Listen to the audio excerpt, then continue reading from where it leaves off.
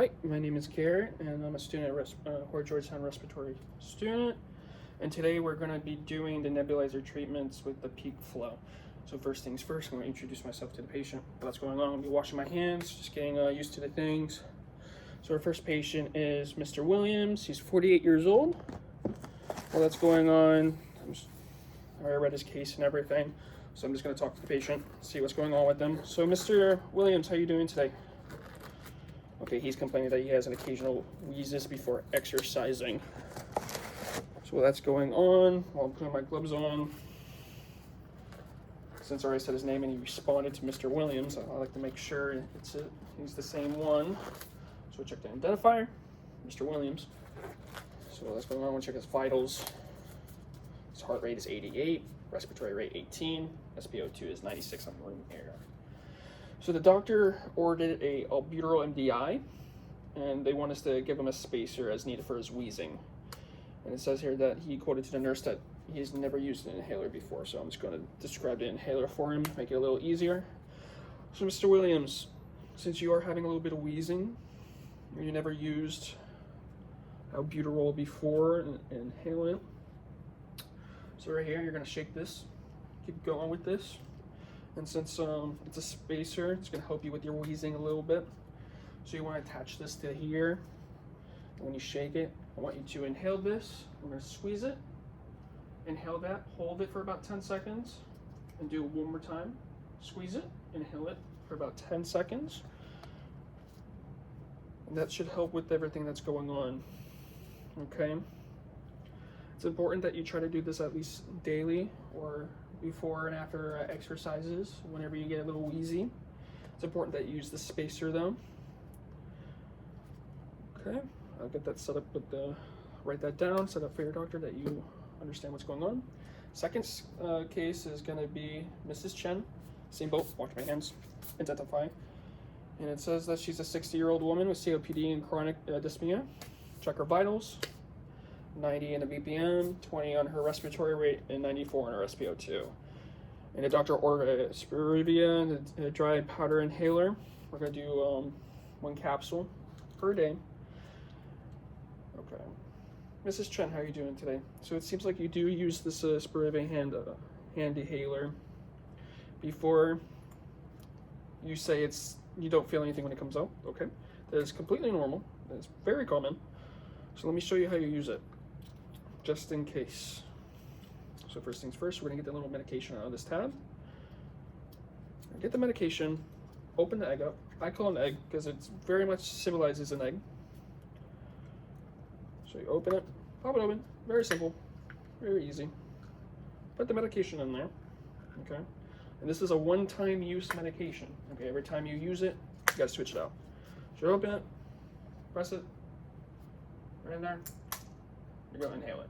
All right, it's dry powder, so you're not going to feel any moisture. You're not going to feel anything like a nebulizer going in. So it's going to feel like there's nothing coming out of it, basically, Mrs. Chen. So when that's down, I'll write down everything that's going on. If she has any confusion, I can still write it down. So I'm going to let her try it. She practices. She understands now. That's good.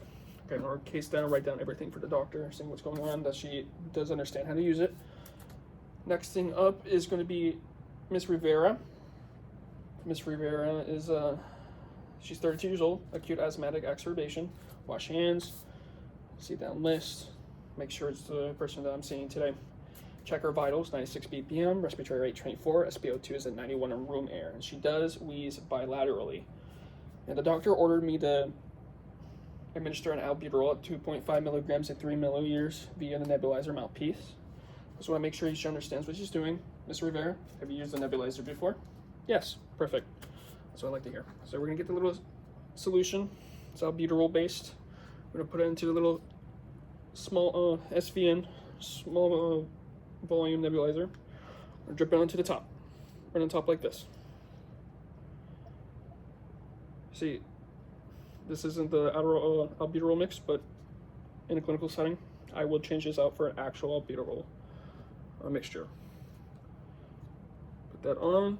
Since she has done it before,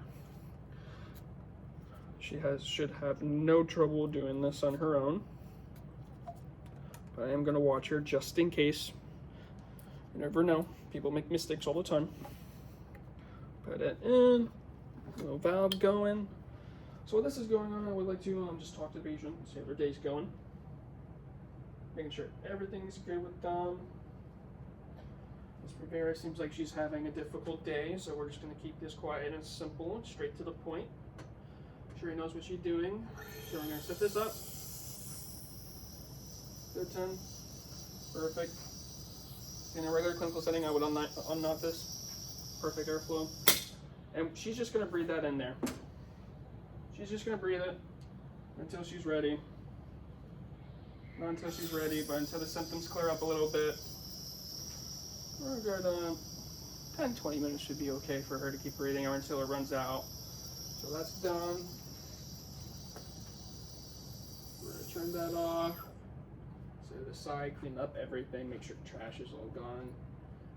I want to leave this on the side of her bed just in case she needs to use it. When it comes to this type of medication, it's important to understand that spills may happen. You know, there is liquid in here, so you never know what's going to happen. So put that aside. Boom, pow, pow. Next patient's coming up. With that information, I would write down everything. Put that down on the sheet for the doctor. Our next case is going to be Mr. Patel. He's 72. He has COPD, and he has unable to maintain a mouthpiece due to fatigue. Okay, check his heart rate. It's 104, a little high heart rate. Respiratory rate's 26 a minute, really low, and 90% on SpO2 on a 2-liter minimum of oxygen. So he does walk around with oxygen, most likely a nasal cannula. Okay, so what we're going to do, we're going to administer, the doctor wants us to give a Duoneb as a 3 milliliter via aerosol nebulizer with a mask. This is important. A lot of people can't really do the mouthpiece. They're unable to do it, falls out, they can't hold it in their mouth. They're a kid or an elderly person. No, they can't really do it on their own. There's nothing wrong with that. So we're in the same boat. Solution in here. This is the proper one you're supposed to use for this one. Throw it in there. Connect it to the mask. Connect the tubing. In a realistic setting, this will be unplugged, unknotted. Throw it in there. Crank it up to your proper LPM. There you go. You're gonna put it over their head and just keep it there. I will watch them, see what they're doing, see if they're able to inhale it properly. We're gonna keep them there for a while, check up on them occasionally until the doctor says they're good to go. That's all done, put that there. But yeah, in a realistic setting, this would be untied. That's why I kept them falling off. It's a good thing to keep everything clean, tidy, and everything together. While that's going on, just visually watch them, see how they're reacting to it. They can't, it has holes in the side to blow up their carbon dioxide, so they should be okay with it. So for that information, write down, same boat. For the patient, Lily, she's 15 years old, persistent asthma, recent discharge after an ER visit, okay? So first things first, what's up, introductions, chart down the information that I need, check who she is, check her vitals, 82 in BPM, respiratory rate 18, SpO2 at 98, okay? And she's on room air. Medication, she does take albuterol MDI, or PRN, and she does take her Symbicort twice daily, okay? But it seems like the doctor wants me to teach her how to do her peak flow. So it's pretty simple. I'll go up to the patient, say, hey Lily, my name's Garrett, I'm in this respiratory care today. Something I said, check everything. So first things first, I want you to just hold it, just get used to this going on. Play with it, move it around, because I would like them to take this home with them. Have something they're used to, hold it around, better off knowing what you're having. Pull it out. So what I want you to do, I want you to exhale hard as you can until your breath's gone, and we're gonna measure that down. All right, whenever that happens, I want you to write down your peak flow. All right, this is called a peak flow meter. Okay, perfect. So Lily, can you blow into it for me? As hard as you can until you run out of air. Perfect. Okay. She is her peak flow is 400, which is normal. So what I want you to do is we're going to do that a couple more times just to have the best peak flow. Okay. There's one more. Went up a little bit. Okay, we're going to do it one more time. Okay, it's set at 400. So that is her average top of the peak. Perfect. So I want you to do is whenever this happens, I want you to put the markers right here. So green is about 80% of it. But at your age, I wouldn't expect you to be great at math. I wasn't great at math at your age. So just put it down a little bit under the green. And then here for the red, since it's 400, it's easy to calculate. So red is 50% off of your green, of your peak flow. So 400, just 200 in red. Okay, so the yellow is the indicator. It's 50 above all the way to 80%. This green is 80% and above. So I want you to do this about as much as you can a day, just once or twice a day. Usually before you take your medications, like your inhaler, like in the morning, or late afternoon after you do running or PE, anything exercise based. Just keep this on you. Write down information. Give it to the doctor. Next case is for Mr. Johnson, 38-year-old male who's moderate and persistent asthma. Recent notice, increased shortness of breath and night coughing. Okay, glove up, wash hands, see the patient says he is, check his wristband, says who he says he is, talk to the patient, see what's going on.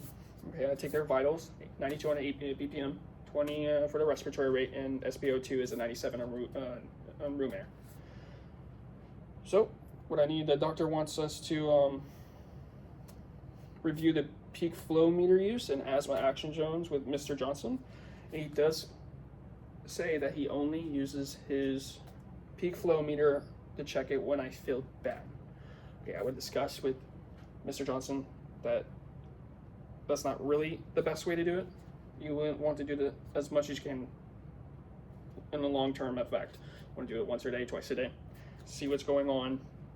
Want to keep this in a journal, see what's going on, because when it gets past a certain point, like let's say you're green, you're good.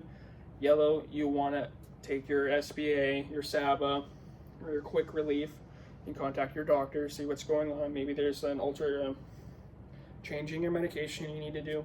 But the most important, when it gets to the red. When it gets to the red, it can be very deadly, very dangerous for the patient. So when that happens, if you do get on red, you will want to take your quick relief and head to the ER. Okay. So that's going on. Explain to him. He understands. He's like, I didn't know.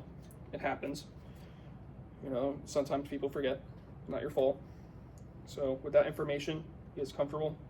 Give him a good one. You want to really want to, if he already has one, just let him have it. Because if you give him a new one, messes up peak flow. That's not really good. They already know his personal peak flow, so keep the one he's using, but now he knows to do it every day. So that's done. Write down information. Everything's good and clear. Get up, take off my gloves, wash up, write down information for the doctor. Thank you.